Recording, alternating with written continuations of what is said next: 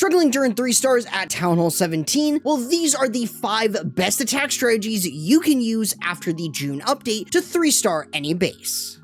Starting off at number 5 is the Meteor Golem Smash. This is still a particularly strong option, all thanks to the Fireball still being a strong starter. We're going to be starting this attack off though with obviously the Fireball. We're going to use our invisibility spells over close by defenses, and we want to Fireball a given area for both value and funneling. This allows us to really set up a good funnel on one side of the base, with the Warden kind of walking and doing his own thing, while over on the other side, we're running the Barbarian King with his snake bracelet to set up funneling. We can also use Ruin Witches over there in order to provide additional spawned units right behind the Barbarian King, but once we have a funnel secured, we're able to use the Meteor Golems and lure them over. We also have the Log Launcher to open walls, while also doing some fairly good damage to defenses in its path. We just want to make sure though that with the Meteor Golems, we are supporting them by using things like Totem spells to redirect a lot of damage away from them while they still work into the base. An Overgrowth spell can usually be used towards the back end to minimize damage, like against Fire Spitters, and you can also use the Dragon Duke with the Angry Jelly along with his Stun Blaster to get some really good value and provide more support for your Meteor Golems. We also have Ruin Witches and Ruin Knights going into the base providing support, and you can also use an Angry spell with them in order to force them to go for defenses only. Just keep in mind that once they merge, they lose that effect, so that might not be the best spell to bring for them, but they can still benefit from it.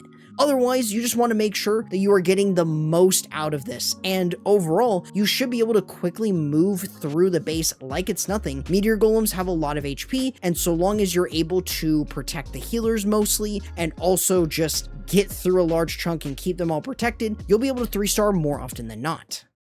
As for number 4, we have the Root Rider Smash. This is a very strong army with how powerful Root Riders are, alongside pairing this with the Fireball to make it even stronger. We're gonna, of course, again, start with the Fireball, where we're gonna use our invisibility spells in order to get some really good value, and in this case, get some really good funneling as well, and clearing out the Monolith, the CC, and even an Inferno Tower, basically creating great funneling for us while still getting some properly good value. This allows our Warden to kind of just walk, do a little bit of funneling before then allowing us to send in the Archer Queen to set up funneling on the outside so our Valkyries go in the right direction. This is why we have the Root Riders working in with the Grand Warden and his Rage Gem, also with the Valkyries right behind, and the Sky Wagon to provide support for the healers. As everything is working in, we can use rocket balloons to kind of control the funneling a little bit more since they target defenses, and as we work a little bit deeper in, we can use an Overgrowth to control the pathing for our Root Riders. We also have Ruin Witches within the Sky Wagon. This allows us to directly get them into the base, so their Ruin Knights actually provide support and value. The Dragon Duke, on the other hand, can be used on the back end to provide value in the sense of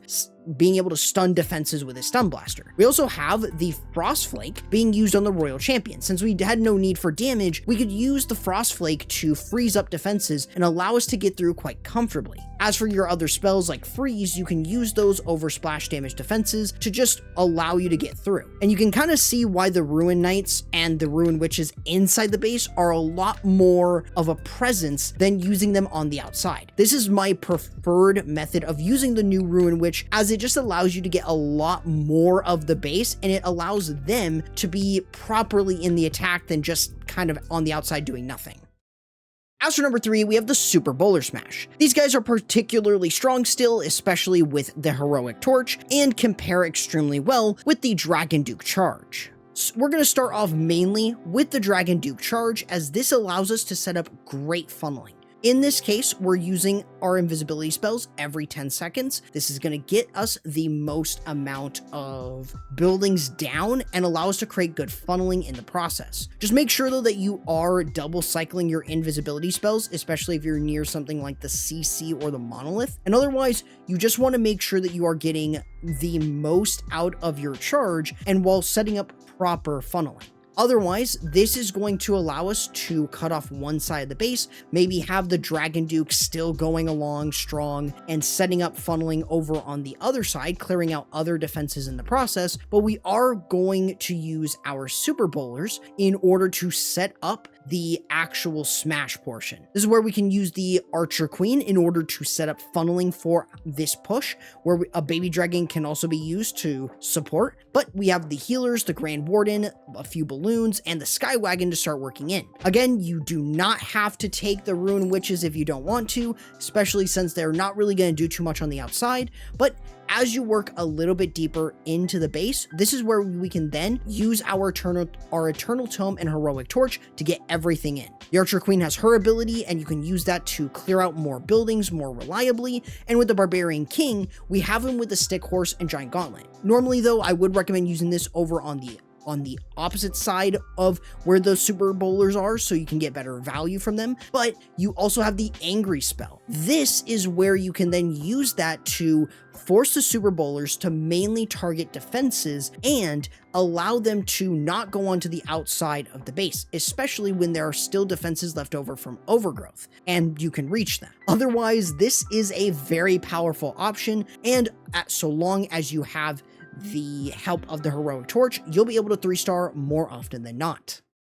As for number 2, we have the Thrower Smash. This is still a particularly strong option, especially with the Rocket Backpack Flameblower combo still being very powerful, especially if you pair that with Zapquake. We're going to be starting this off with obviously the Dragon Duke, but we're going to use the Angry Spell in order to actually control his positioning and allow him with the Rocket Backpack and Flameblower to get enough value from that one Earthquake, while using our Zapquake to clear out the Fire Spitters, making it a lot easier. So the Dragon Duke can kind of do his own thing, while then we have the Throwers to actually start working into the base. In this case, we do have the new Ruin Witches, but you obviously don't need to use them since they don't really do a lot on the outside of the base, since the Ruin Knights really aren't that powerful, especially on the outside. Otherwise, what we're going to do is we want to set up funneling with the Archer Queen in order to make sure that we're able to get our Throwers into the base more reliably, while also being able to set up funneling for the Barbarian King so he can work in.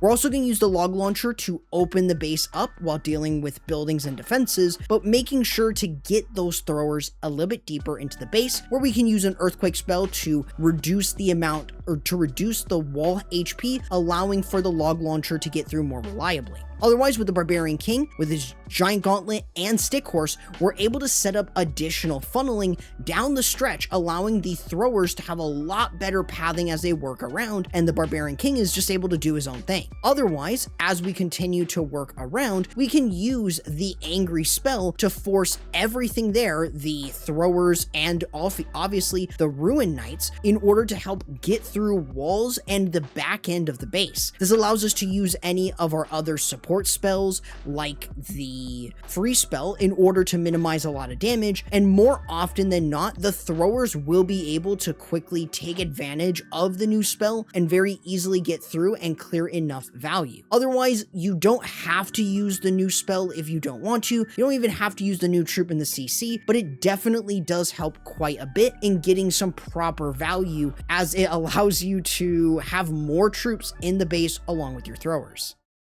And at number 1 is the Dragon Rider spam. This is particularly strong, all thanks to the Dragon Duke charge being a reliable and consistent combo. We want to start off with, obviously, the Dragon Duke charge in order to set up funneling. We're going to use our invisibility spells every 10 seconds in order to get the best value out of his charge. This way, what we're able to do is clear different defenses while also being able to set up proper funneling for the Inferno Dragons and Dragon Riders respectively. We just want to make sure that we are still timing our invisibility spells correctly. Sometimes you may want to double cycle since you are running the Spirit Fox with him, but otherwise you're just going to let him do his own thing, clear as many defenses and buildings as possible, and once he goes down, he goes down. You can still revive him later in the attack since we have a revive spell. Otherwise, we can then send in the Royal Champion to snipe off defenses and clear out a funnel for our Dragon Riders while using an Ice Skull Ice Hound alongside our Dragon Riders, the Inferno Dragons, the Minion Prince, and the Sky Wagon, so everything works around. We can use the Overgrowth spell in order to control the Dragon Riders to kind of work themselves around the base more effectively, and this allows us to actually keep a lot of the Dragon Riders alive as we work around. It's a lot more consistent. We can use the freeze spells over splash damage defenses like the multi-target Inferno, or even over high DPS defenses like the Town Hall and the Monolith. Otherwise, using the Eternal Tome and Healing Tome is really good around the core in order to keep everything alive while using the Dark Orb to slow defenses down. Otherwise, we can just use the rest of our spells like the freeze spells to minimize a lot of damage, and overall the Dragon Riders and Inferno Dragons will be able to slowly close out the rest of the attack due to how many there are and with how much we have still left over thanks to using the Overgrowth to minimize damage and control the pathing more effectively. Otherwise, so long as you have a bit of cleanup from things like minions, you should be able to 3-star more often than not with this strategy. Regardless if you are or aren't using the new spell and troop, these are some of the better attack strategies you can use at Town Hall 17 to really 3-star quite consistently and reliably. If you do want some other really good options at other Town Hall levels with the new content, I recommend checking out this video right here, but YouTube says you may prefer this one instead.